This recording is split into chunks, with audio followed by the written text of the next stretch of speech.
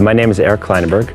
I am a professor of sociology at New York University, and I'm also the author of a book called Palaces for the People: How Social Infrastructure Can Help Fight Inequality, Polarization, and the Decline of Civic Life.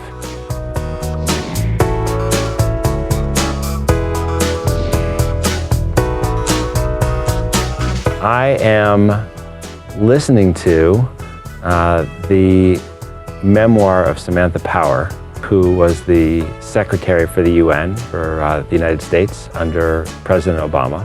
I was really interested in her book because she and I wrote our first books with the same fellowship, and we both had our inaugural book launch events together as a joint event, and one of us went on to win the Pulitzer Prize and become the Secretary of the United Nations, and the other one's a sociology professor. So I wanted to see how what happens on the other side. A podcast, I'm listening to a really fascinating podcast about the missing crypto queen. It's a BBC podcast about corruption in the world of cryptocurrency. And I'm savoring it because I was too scared to get into cryptocurrency, and now I feel totally vindicated. In my book, I write about what I call social infrastructure. And by social infrastructure, I mean the places that shape our interactions and have the capacity to keep us more connected than we would otherwise be, or to separate us and isolate us if we don't invest well in them. There are all kinds of social infrastructures that matter. Parks are classic social infrastructures. When we build them well, we get all kinds of returns to our social and community life, and even to our personal health. Playgrounds, for anyone who's ever been a child or ever raised a child, playgrounds are amazing places. And they didn't get created in the Old Testament during the first 7 days. They were social inventions that are part of modern society, and countless relationships in city after city emerge because two parents are pushing the same kids on the same swing set on the same afternoons, and eventually they decide to talk to each other. Schools can be great social infrastructure, athletic fields, community gardens. They're really all variety of places that can make social life work better. And my fear is that in the last several decades, we've come to take those things for granted.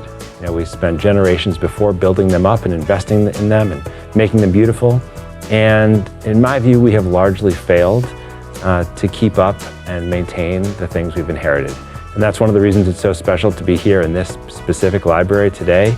This is one of the great new social infrastructures of the world, and everyone in Calgary is lucky to be able to come here.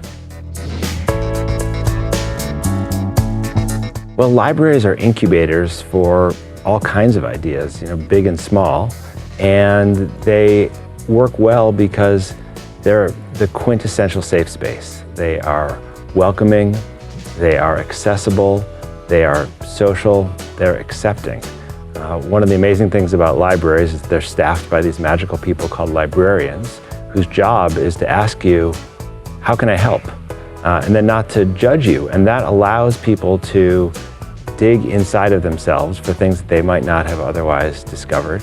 It allows them to do that with all the resources, all the knowledge and wisdom that's collected here, either in physical form, in books or albums, or in digital form, because people go to the library to get ideas electronically as well.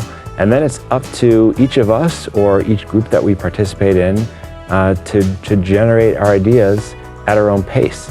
And whether it's a small branch public library in a little town, or an incredible palace like the one we're sitting here now in the Calgary Central Library, the library gives you an opportunity to do that.